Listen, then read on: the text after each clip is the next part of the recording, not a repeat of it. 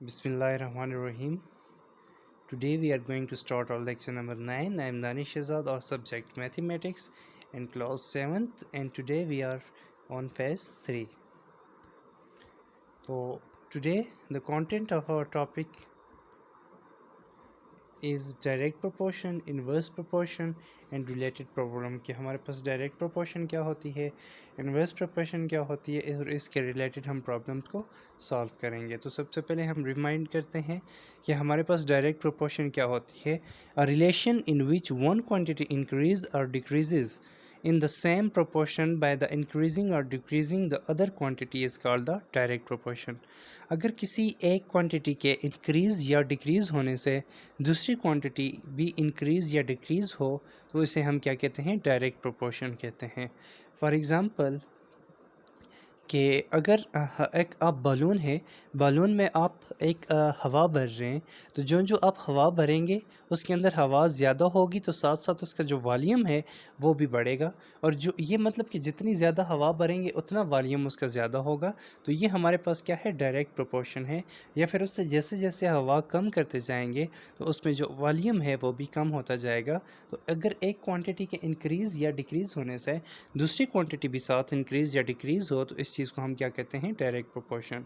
और उसके बाद दूसरी चीज़ है हमारे पास इन्वर्स प्रोपोर्शन।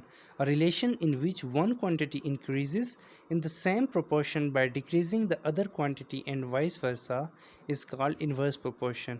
इन्वर्स प्रोपोर्शन में क्या होता है कि एक क्वांटिटी के इंक्रीज़ करने से दूसरी क्वांटिटी डिक्रीज़ होती है, या फिर एक क्वांटिटी के डिक्रीज़ करने से दूसरी क्वांटिटी इंक्रीज़ होती है। इसको हम क्या कहते हैं, इन्वर्स प्रोपोर्शन। तो प्रोपोर्शन इसके क्वेश्चंस करते हैं। एक्सरसाइज 6.2 का क्वेश्चन नंबर 5 है, Uzair takes 75 steps to cover a distance of 50 metre. Uzair जो है वो 50 मीटर का डिस्टेंस कवर करने के लिए 75 स्टेप्स लेता है। How my distance will be covered in 375 steps. Again गौर से सुनिए, उज़ैर जो है वो 50 मीटर का डिस्टेंस कवर करने के लिए 75 स्टेप्स लेता है। तो वो 375 स्टेप्स में कितना डिस्टेंस कवर करेगा। तो यहाँ पे एक चीज़ नोट करें कि जितना डिस्टेंस ज़्यादा है उतने ही स्टेप्स भी उसे ज़्यादा लेने होंगे। मतलब कि डिस्टेंस स्टेप्स ज़्यादा लेने से डिस्टेंस भी इंक्रीज़ होगा। तो एक चीज़ के एक क्वांटिटी के इंक्रीज़ होने से दूसरी क्वांटिटी भी इंक्रीज़ हो रही है। इसका मतलब है कि ये हमारे पास कौन सा प्रोपोर्शन है, डायरेक्ट प्रोपोर्शन है। तो सोल्यूशन में देखिए हमारे पास स्टेप्स हैं और डिस्टेंस है। स्टेप्स देखें 375 पे उसने कितना डिस्टेंस कवर किया, 50 मीटर। अब स्टेप क्या है, 375, और इस पे हमने क्या फाउंड आउट करना है कि कितना डिस्टेंस वो कवर करता है। तो देखें, as the number of steps and distance is directly proportional, so तो नंबर ऑफ़ स्टेप्स जो हैं वो डायरेक्टली प्रोपोर्शनल है।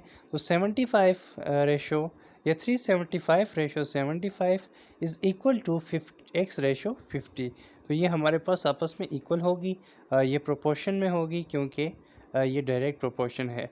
तो 375 multiply by 50 is equal to 375 multiply by x, cross multiplication की।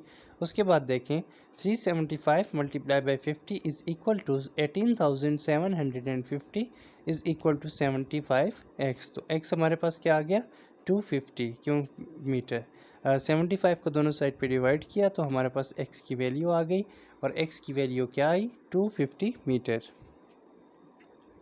नेक्स्ट देखिए हमारे पास एक्सरसाइज 6.2 का क्वेश्चन नंबर 6 है, if two boxes occupy a space of 500 centimetre cube then how much space will be required for such 175 boxes. देखें यहाँ पे दो box जो हैं वो 500 सेंटीमीटर क्यूब स्पेस जो है वो ऑक्यूपाई करते हैं।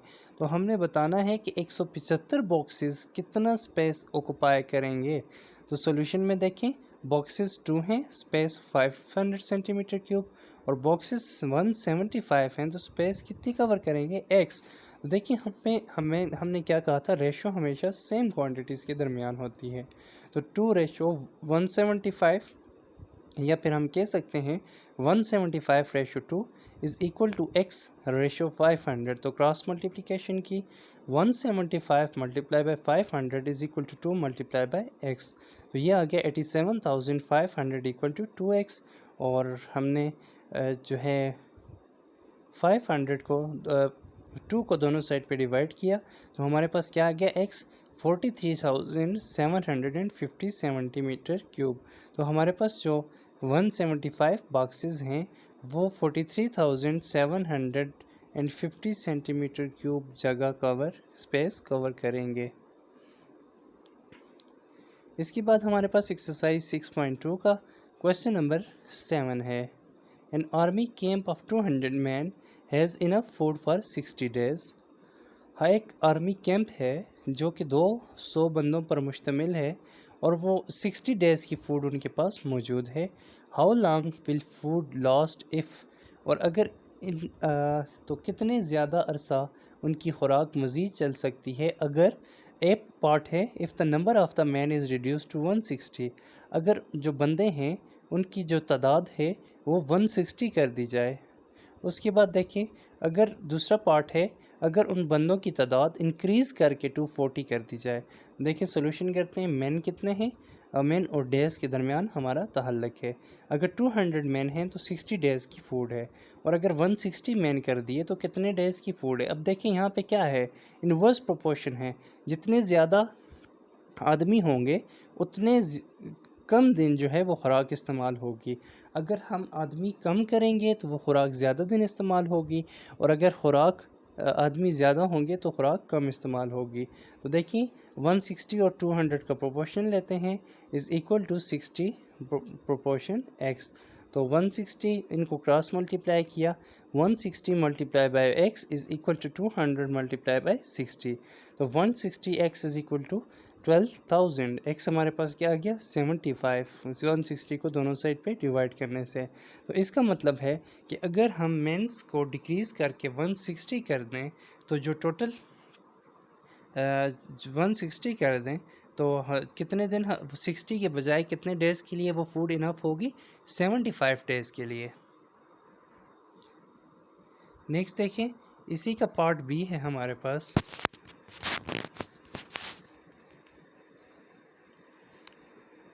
इसी का पार्ट बी है कि if the number of man is increase to 240, कि अगर हम नंबर ऑफ़ मैन इंक्रीज़ करके 240 कर दें तो देखिए मैन एंड डेज़ के दरमियान हम प्रोपोर्शन फाइंड कर रहे हैं। तो मैन कितने हैं 200 थे, 60 डेज़ का खाना था। अगर 240 है तो डेज़ क्या हो जाएंगे, कम हो जाएंगे। देखें एक साइड पे मैन इंक्रीज़ हो रहे हैं, दूसरी साइड पे डेज़ कम हो रहे हैं। तो इसका मतलब है कि ये क्या है, इन्वर्स प्रोपोर्शन है। तो 240 डिवाइडेड बाय 200, तो इसको हम क्या करेंगे, इन्वर्स प्रोपोर्शन के मेथड से सॉल्व करेंगे। ओके, उसके बाद एक्सरसाइज 6.3 का क्वेश्चन नंबर 1 है। If a man can weave 450 metre cloth in 6 hours, how many metres of cloth can be weave in 14 hours. कि अगर एक शख्स एक क्लॉथ को 6 घंटे में 450 मीटर वीव करता है तो वो कितने मीटर क्लॉथ को 14 घंटों में वीव करेगा। तो देखिए हमारे पास कितना है, क्लॉथ और टाइम है। तो ये देखिए जितना ज़्यादा टाइम होगा उतने ही ज़्यादा क्लॉथ को वीव कर सकता है।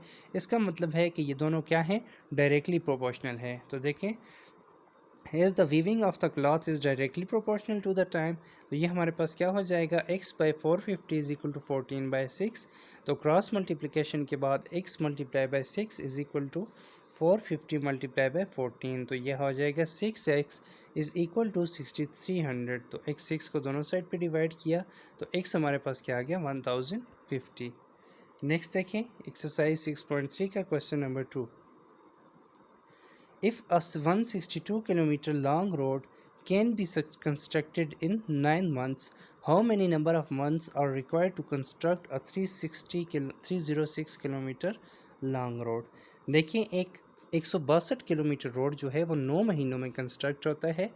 तो बताएं कि 306 किलोमीटर रोड के लिए कितने महीने लगेंगे।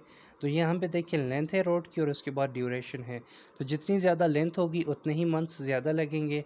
तो इनका आपस में क्या है, डायरेक्ट प्रोपोर्शन है।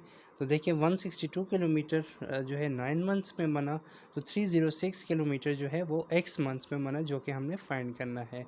तो इन दोनों के दरमियान जो है वो क्या है, डायरेक्ट प्रोपोर्शन है। तो 162 divided by 306 is equal to 9/x। तो क्रॉस मल्टीप्लिकेशन की हमने 162 multiply by x is equal to 9 multiply by 306।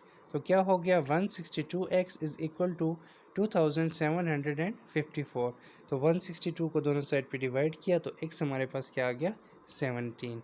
तो इसका मतलब है कि 306 किलोमीटर रोड जो है वो 17 दिन में कवर होगा।